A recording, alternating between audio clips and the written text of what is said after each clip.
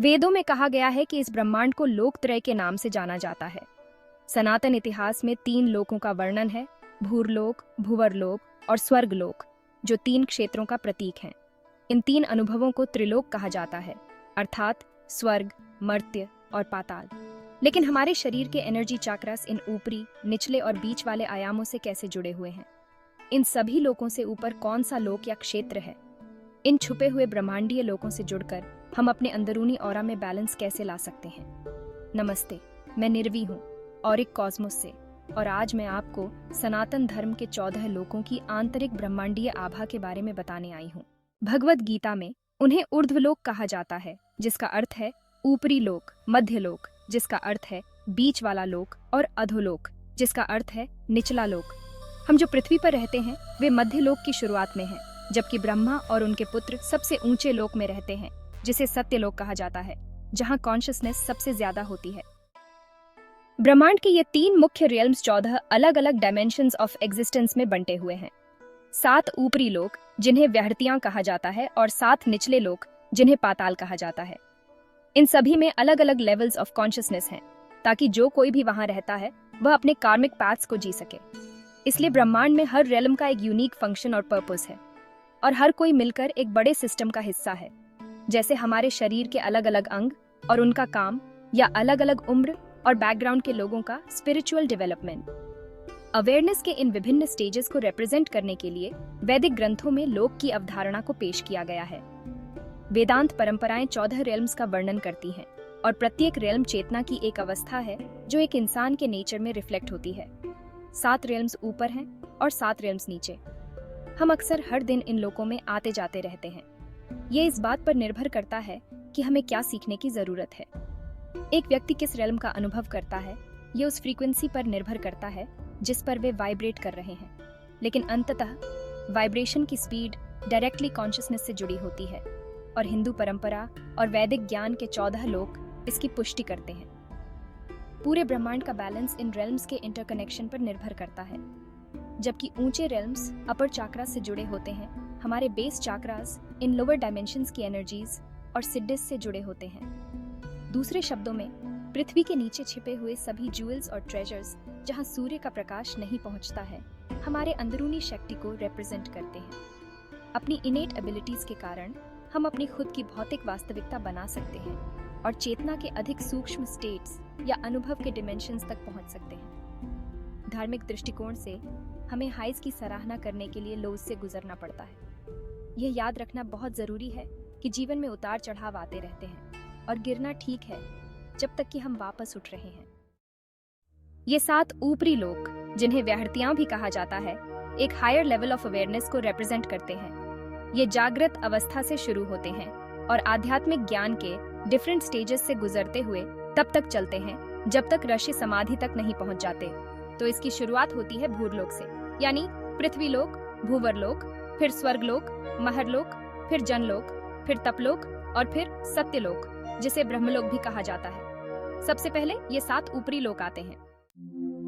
Number 1 है सत्यलोक, सत्य का निवास, जिसे हम समाधि भी कहते हैं। अवेयरनेस का हाईएस्ट लेवल, और यही वह स्थान है जहां आत्मा और ब्रह्म हमेशा के लिए एक हो जाते हैं। न दुहक है, न बुढ़ापा, न मृत्यु और न ही पुनर्जन्म। इसे सबसे ऊंचा लोक माना जाता है। यहाँ वैदिक ज्ञान की पूर्ण अवेयरनेस है, और इसलिए भौतिक ऊर्जा का रहस्यमय कोहरा छंट जाता है और हम अस्तित्व के उच्च और सूक्ष्म स्तरों में चले जाते हैं। नंबर 2 है तपलोक, शुद्ध चेतना की अवस्था। यदि आप पहले से ही पूरी तरह से एनलाइटेंड हैं, तो इस अवस्था से सत्यलोक तक पहुंचना आसान है, लेकिन आपको पृथ्वी पर अपने दैनिक जीवन में अवेयरनेस बनाए रखनी होगी। तपलोक तपस्वियों और योगियों का क्षेत्र है जो कठोर आध्यात्मिक साधना करते हैं। नंबर 3 है जनलोक। इस लेवल को ईश्वर चेतना कहा जाता है। जो लोग इस लेवल पर पहुंचते हैं उन्हें मिस्टिक कहा जाता है, लेकिन ये आमतौर पर एक्स्ट्रॉर्डिनरी हीलर्स या स्पिरिचुअल टीचर्स होते हैं। इसे दिव्य ऋषियों और उन्नत एवोल्यूशन वाली आत्माओं का लोक भी कहा जाता है। ऐसा माना जाता है कि भगवान ब्रह्मा के वंशज जनलोक में रहते हैं। नंबर 4 है महरलोक। ये वह स्थान है जहां महान ऋषि और बुद्धिमान लोग निवास करते हैं, जैसे मार्कंडेय और अन्य अरशी, और यह स्थान बहुत लंबे समय से बसा हुआ है। यह स्थान पूरी तरह से निर्भय और पूरी तरह से एनलाइटेंड नहीं है, लेकिन यहाँ रहने वाले लोग हजारों साल तक जीवित रहते हैं। नंबर 5 है स्वरलोक। इस रेलम में वे लोग रहते हैं जिन्होंने अपनी भावनाओं में महारत हासिल कर ली है और जिन्हें भौतिक दुनिया से कोई लगाव नहीं है। स्वर्गलोक सूर्य और ध्रुव तारा के बीच का क्षेत्र है जो इंद्रदेव का स्वर्ग है। यह अस्तित्व का एक डिमेंशन है जहां सभी 330 मिलियन हिंदू देवी देवता और देवताओं के राजा इंद्र रहते हैं। केवल अच्छे गुणों वाले ही इस रेलम में प्रवेश कर सकते हैं जो पापी और अज्ञानी प्राणियों से मुक्त है। भुवरलोक नंबर 6 पर आता है। इसे पितृलोक भी कहा जाता है और यही वह स्थान है जहां लोग धरती पर जन्म लेते हैं, लेकिन यह उन लोगों को भी रिप्रेजेंट करता है जिन्होंने अपने जीवन में खुशी और संतोष पाया है, साथ ही ऐसे लोग जो हायर फ्रीक्वेंसी पर वाइब्रेट करते हैं और जिनकी अवेयरनेस का लेवल ज्यादा होता है। भुवरलोक एक वास्तविक स्थान है जो एटमॉस्फेयर और लाइफ फोर्स से भरा है। ज्योतिष के अनुसार यह पृथ्वी और चंद्रमा के बीच एक ट्रांजिशनल जगह है जहां हमारे पूर्वजों की पिछली 3 पीढ़ियां रहती हैं। अब हम आते हैं भूरलोक, हमारी पृथ्वी पर।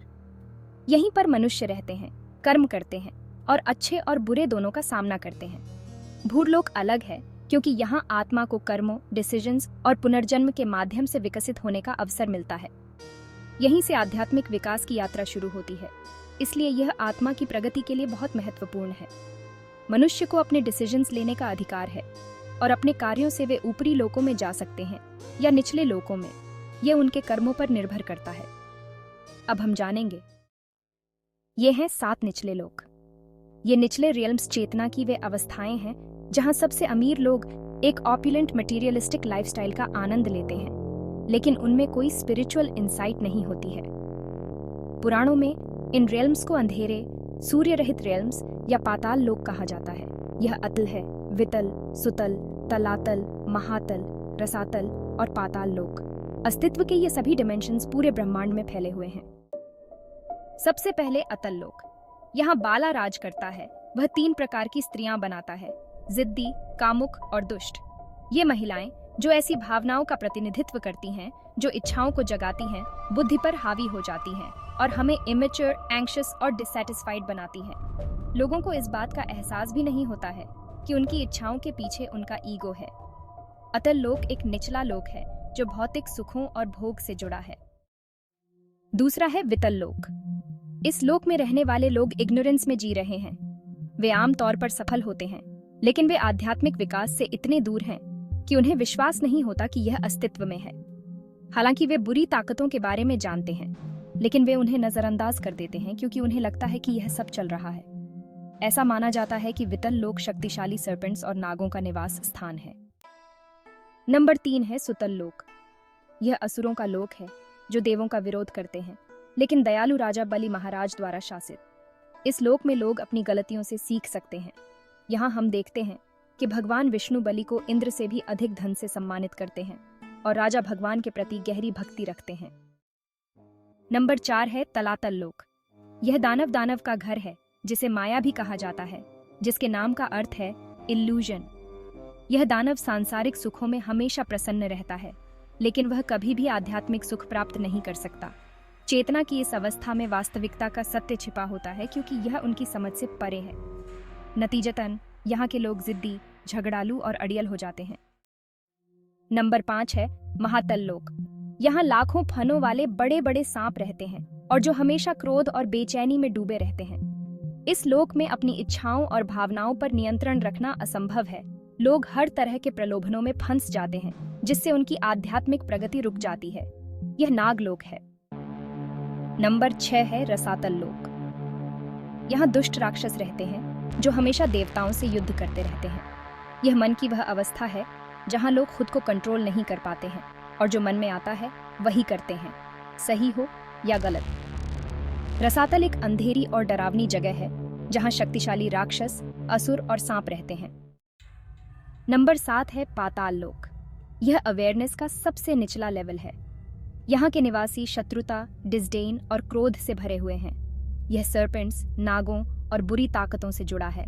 नागों के इस क्षेत्र पर सांपों के राजा वासुकी का शासन है, लेकिन वासुकी के सिर पर मौजूद रत्न ज्ञान और ऊपर उठने की संभावना का प्रतिनिधित्व करता है। अब हम चाक्रास और चतुर्दश लोकों के कनेक्शन के बारे में बात करेंगे। अस्तित्व के साथ निचले डायमेंशंस उन लोगों के लिए हैं जिनकी टेंडेंसीज ज्यादा फिजिकल और कंपल्सिव होती हैं और उनकी कॉन्शियसनेस का लेवल भी कम होता है। वे बेस स्वादिष्ठान और मूलाधार चाक्रा से नीचे हैं, लेकिन अपनी जड़ों से जुड़े हुए हैं। दूसरी ओर ऊपरी लोक मनुष्यों के आध्यात्मिक विकास को दर्शाते हैं। मूलाधार से लेकर सहस्रार तक प्रत्येक लेवल का एक डेजिग्नेटेड चाक्रा होता है। हमारा शुरुआती बिंदु भूरलोक है, जो मूलाधार चक्र में स्थित है। भूवरलोक का स्थान स्वाधिष्ठान चक्र है। आगे हम मणिपुर चक्र में स्वर्ग का अनुभव करते हैं और अनाहत चक्र में हम संतों के दायरे में प्रवेश करते हैं। महरलोक विशुद्ध चक्र में हम प्रकाश प्राणियों के ब्रह्मांडीय क्षेत्र की यात्रा करते हैं। जनलोक आज्ञा या तीसरे नेत्र चक्र में तपलोक हम अनुशासन और शुद्धिकरण के माध्यम से ज्ञान और बुद्धि की स्पष्टता पाते हैं। अंत में हम सहस्रार चक्र में सत्यलोक के माध्यम से परम सत्य और वास्तविकता के स्तर तक पहुंचते हैं। तो इन सभी लोकों से ऊपर कौन सा रियलम है? वैष्णव साहित्य के अनुसार वैकुंठ को 14 लोकों के परे सर्वोच्च लोक कहा गया है, जहां मोक्ष प्राप्त करने के बाद भगवान विष्णु के भक्त जाते हैं। वैकुंठ के द्वारों की रक्षा करने वाले जुड़वां देवता जय और विजय इसकी सुरक्षा करते हैं। विष्णु सेना की देखरेख का कार्य विश्वक्सेन करते हैं, जो वैकुंठ में तैनात हैं। शैव ग्रंथों के अनुसार शिवलोक को भौतिक ब्रह्मांड की सीमाओं से परे एक ऐसा क्षेत्र बताया गया है जो 14 लोकों से ऊपर स्थित है। इसे अत्यंत सुंदर, शांति से भरपूर और दिव्य ऊर्जा का स्थान माना जाता है।